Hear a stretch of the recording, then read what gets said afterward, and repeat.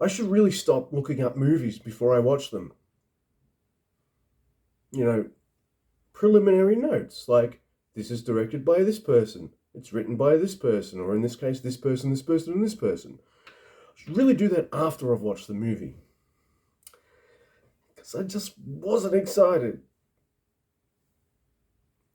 Snake Eyes G.I. Joe Origins is a movie directed by such classics as Divergent, Divergent's sequel, Allegiant, a sequel so good that they didn't finish the trilogy of movies as far as I'm aware, and also the wonderful, awesome movie, the Rest in Peace division, or RIPT.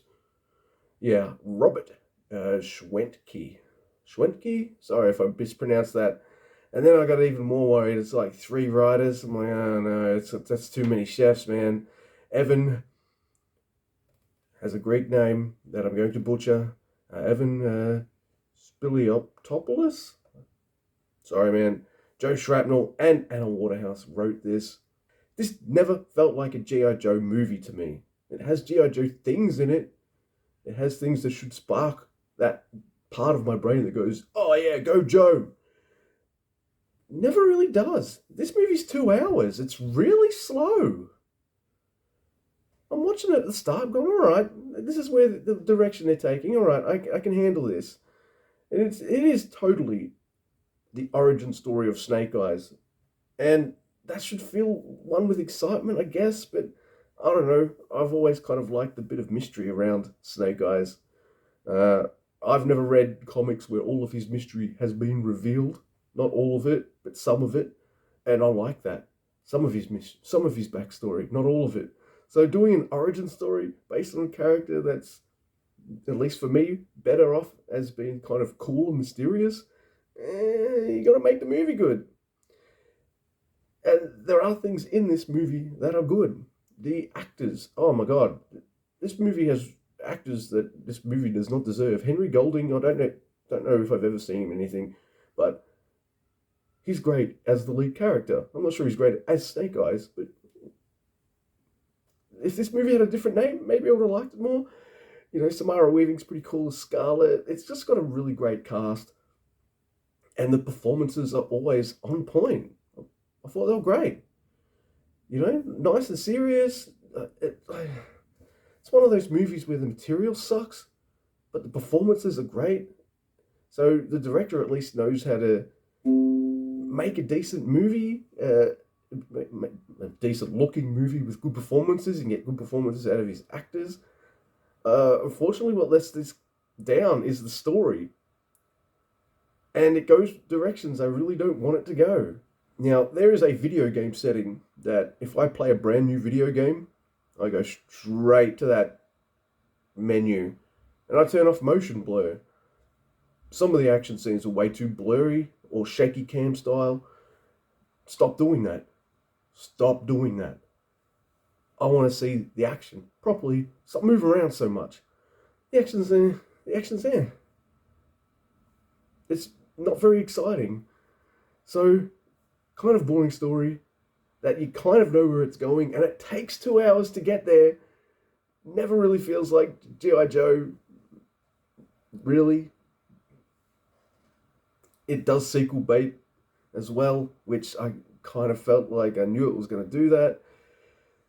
And at the end of the day, I started off with the movie going, oh yeah, I can get into it, but as it progressed, I was like, Snake Eyes talks too much. Way too much. He needs to stop talking. Stop talking. Please. It's a 2. It's a 2 out of 10. Skip it. This is a bore fest. In fact, I don't think they've made a good G.I. Joe movie to date. I'll review one of them in the future, because one of them has Bruce Willis in it. But yeah,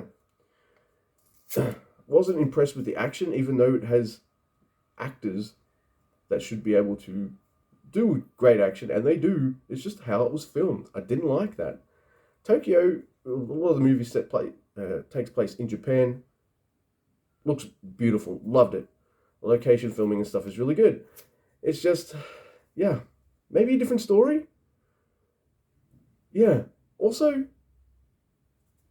this guy feels like a studio director, Mr. Robert Schwenke. How about somebody cares about the franchise? You know, love him or hate him, and I'm in the latter camp. J.J. Abrams at least loves Star Wars and tried to make good Star Wars.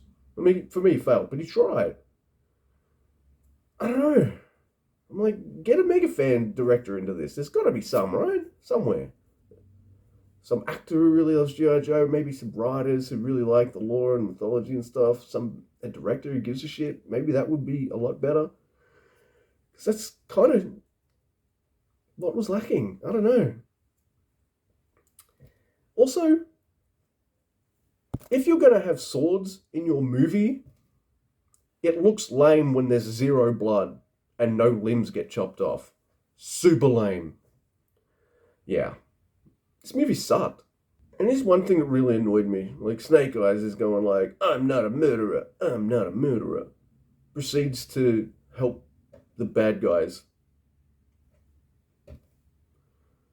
Then this is a mild spoiler. Then instead of getting his revenge, it's like the end of The Last of Us 2. Nah, we're good. Give me a like, dislike, share, and subscribe. I don't want to talk about this movie anymore.